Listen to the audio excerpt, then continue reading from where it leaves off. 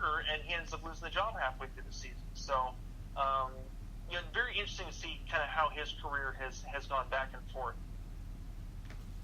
Yeah, well, it really has. So I guess the main thing that I tell a lot of people is Nick.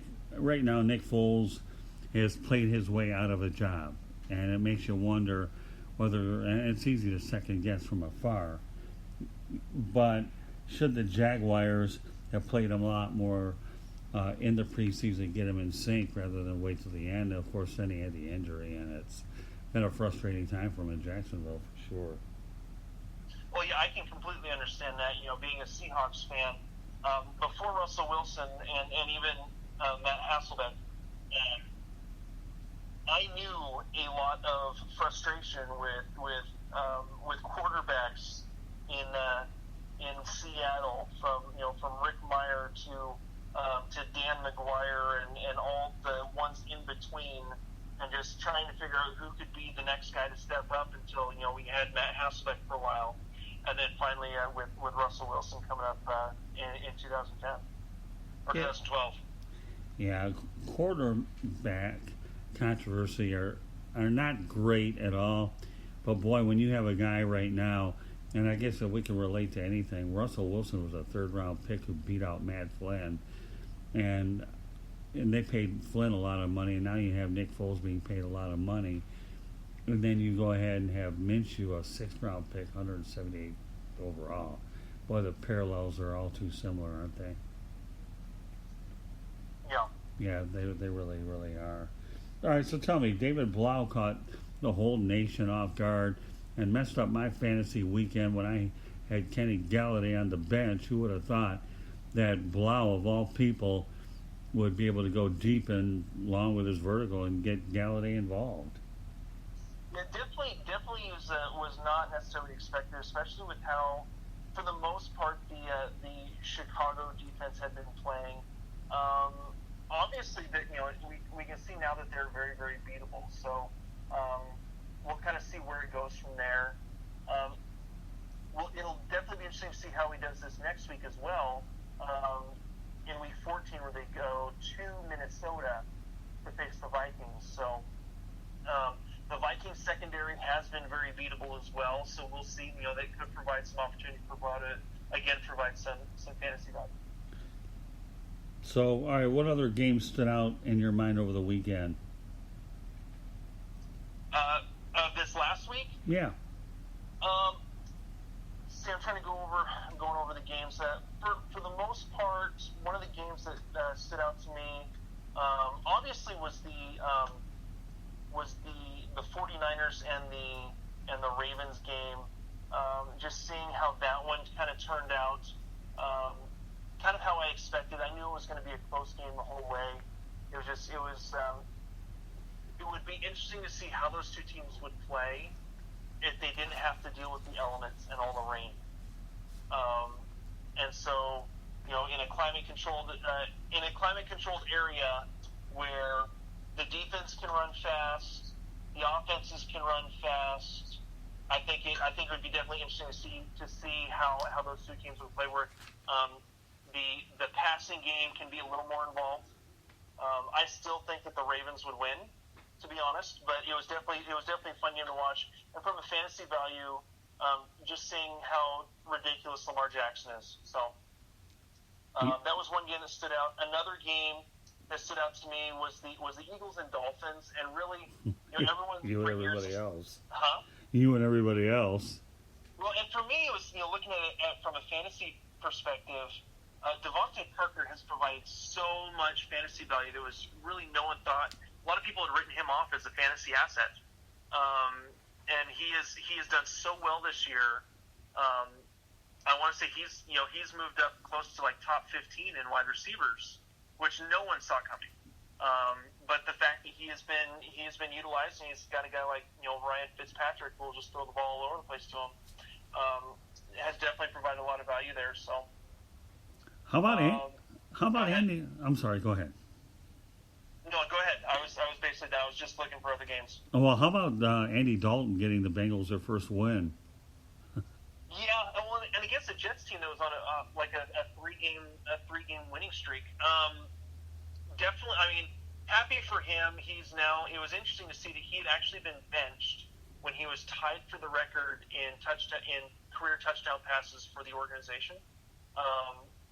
And he comes back in. Not only does he get them their first win of the season, he gets his first win as an NFL head coach, but he does himself break the record for touchdown passes in the franchise. So it was good to see. I think what is best about Andy Dalton is the fantasy value that it provides for Tyler Boyd. So. Yeah, well, I mean, like I said, there were some surprises. I was actually surprised that Jacksonville was not even competitive against the Bucs. Yeah, and especially with how bad the passing defense has been for Tampa Bay, it's been atrocious. And just seeing how teams like the Seahawks absolutely lift them up, and just other teams that just pass and thrown all over the Buccaneers. Seeing how Jacksonville was just basically inept against that pass defense was very surprising. Yeah, it really does. I mean, I got to tell you though, Leonard Fournette's still playing ball and good ball despite everything that he's going through. Leonard Fournette's just a good player. To me, give him a supporting cast, and who knows how much danger he'll be. Yeah, exactly. So. Any other thing that stands out over the weekend? The only other thing for me is I was going to say just how good Josh Allen is, the quarterback for the Buffalo Bills. Really, he just a guy that keeps pushing, provides a consistent fantasy floor. I get part of that is because of his rushing ability, which he showed off, running for that one touchdown. And then also, his passing ability, throwing for a touchdown as well. Really, is just he's a very good fantasy producer that I am very happy to have on a couple of my fantasy teams. So.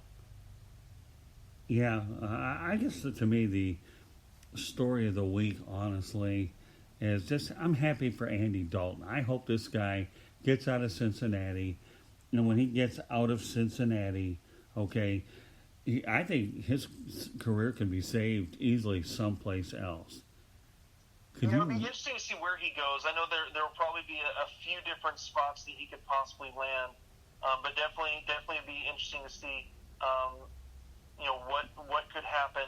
I hope he could go somewhere that just needs a veteran presence with a little bit better arm, that has maybe a decent offensive line to work with, and I think that's probably the best possibility for him. And, before we end the program, I know this name was mentioned a little bit in the press box in Jacksonville, Blake Bortles. Can you imagine what he's thinking about this Jacksonville quarterback situation? Well, honestly, looking at the quarterback that's ahead of him, hasn't played much better than what Blake Bortles was doing in Jacksonville. So, Bortles, I don't think was going to get paid very much anywhere he went. I think at this point, people had seen enough of Bortles over and over and over again for 4 or 5 years in a row. I think they had basically known exactly what they were getting. I think with Foles, I think he kind of went back and forth.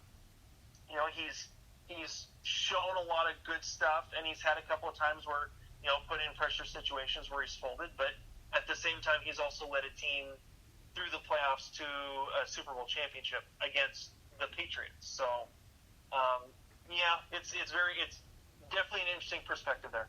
And lastly, everybody's going to ask about Tom Brady. What are your thoughts about the way he played? Well, Brady hasn't been great, but the team or the Texans had a lot of pressure on him basically all night, and so that right there, that's already going to cause some issues. But I think that he'll be okay. They don't have a lot of talent really around him in terms of wide receivers. I mean, basically it's Julian Edelman, and then what you've got a combination of Mohamed Sanu, rookies in N'Keal Harry and Jacoby Myers, and then you've got James White out of the backfield. Sonny Michel hasn't been doing much, so I know that you also, I believe the Patriots also lost their center last night to a knee injury, I believe. So it's been rough on the Patriots. I think that they finally started facing some teams that really have some guts and some nerves to go up against them, and so definitely interesting to see what happens throughout the rest of the season. Yeah, the only thing I can say about the Patriots is they can't find any long threats.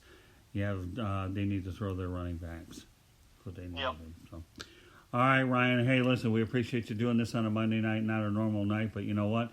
Had enough good summary things to be able to put out there right away, and we'll plan on bringing you on the Sports Exchange tomorrow. So, meanwhile, glad to have you back on the program, and we'll go out there and, without a doubt, see if we can fill in some blanks tomorrow night. All right, Ryan? Sounds great. All right, so Ryan, just tell everybody where they can reach you here on the broadcast. Well, they can reach me either on Twitter at SkullKingFB. They can reach us on Facebook at SkullKing Fantasy Football, and also on Instagram. I believe it's SkullKing Football is our handle there. So get a hold of us on any of those three platforms, and I'm the one that basically runs them. So anytime you message us, it's usually me messaging back. Very good. All right, folks. Ryan Skolrud, everybody doing Fantasy Football Live here on the South Florida Tribune Broadcasting Network. Meanwhile, we'll talk to you again tomorrow, Ryan. Great work tonight.